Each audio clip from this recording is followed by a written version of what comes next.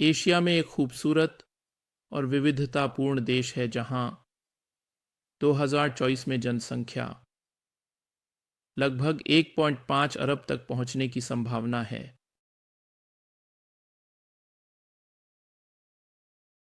133 seat पर खड़ी है 10 लाख।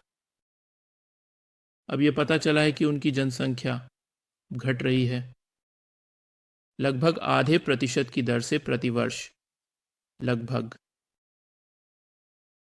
तो सवाल ये है कि अब से टी वर्षों बाद जनसंख्या क्या होगी अगर ये हर साल आधे प्रतिशत की दर से घटती रहे। तो चलो इसे देखते हैं। तो पहले साल के अंत में जब T1 के बराबर है, यह अनुमान लगाया गया है कि जनसंख्या लगभग 123.5 होने वाली है। इस समय के दौरान संख्या होने की संभावना है आधे प्रतिशत को घटाकर 1 से गुणा किया जाएगा। तो वर्ष 2 की शुरुआत में समाप्ति जनसंख्या, जो कि यह पूरा मामला है, वह प्रारंभिक जनसंख्या बन जाती है।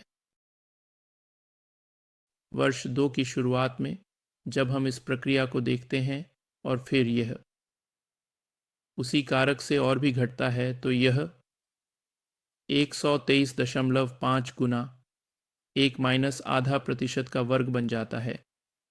इस प्रकार अगर आप इस तर्क को जारी रखते हैं और इसे ध्यान से समझते हैं, तो आप पाएंगे कि T वर्षों के बाद इस देश की जनसंख्या वह अभिव्यक्ति होगी जो इस गणितीय समीकरण के अनुसार होगी। यह गणितीय प्रक्रिया हमें यह समझने में मदद करती है कि जनसंख्या कैसे समय के साथ बदलती है। अब जैसा कि आप देख सकते हैं, इसमें T घातांक में है और इसलिए इसे घातीय कमी कहा जाता है। अगर संख्याएं सकारात्मक होती, अगर यह आधे प्रतिशत के बजाय प्लस होता, तो यह एक घातीय वृद्धि होती। तो हम देखना चाहते हैं, हम इस फंक्शन को प्लॉट करना चाहते हैं और देखना चाहते हैं कि यह कैसा दिखता है। तो हम फिर से यहां अपने पसंदीदा टूल पर जाएंगे।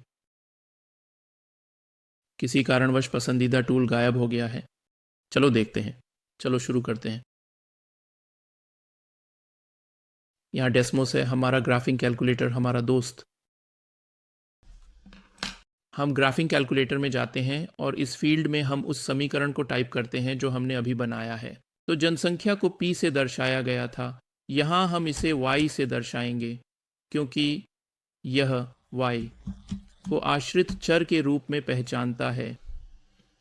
तो 1 माइनस आधा प्रतिशत 0.05 है x के घातांक पर। x को वे के रूप में सोचते हैं और चलो देखते हैं कि वह ग्राफ कैसा दिखता है। हमें यह देखने के लिए जूम आउट करना होगा कि वह ग्राफ कैसा दिखता है। हम ये भी नहीं देखना चाहते कि शून्य से पहले क्या हो रहा है, हम केवल यह देखना चाहते हैं कि T शून्य के बाद क्या हो रहा है। तो ये ग्राफ का वह हिस्सा है जिसमें हम रुचि रखते हैं।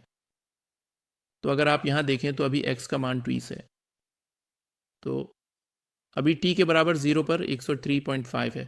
T के बराबर 20 पर हमें लगभग 10 मिलियन की गिरावट मिल रही है।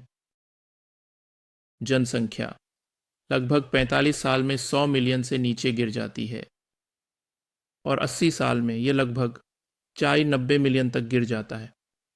तो आप ये खुद कर सकते हैं। मैं चाहता हूं कि आप ये करें। देखो ये आकार कैसा दिखता है।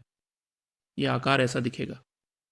500 साल 600 साल में यह जनसंख्या लगभग विलुप्त हो जाएगी अगर ये इसी दर से जारी रही। तो यह एक्सपोनेंशियल गिरावट का एक उदाहरण था।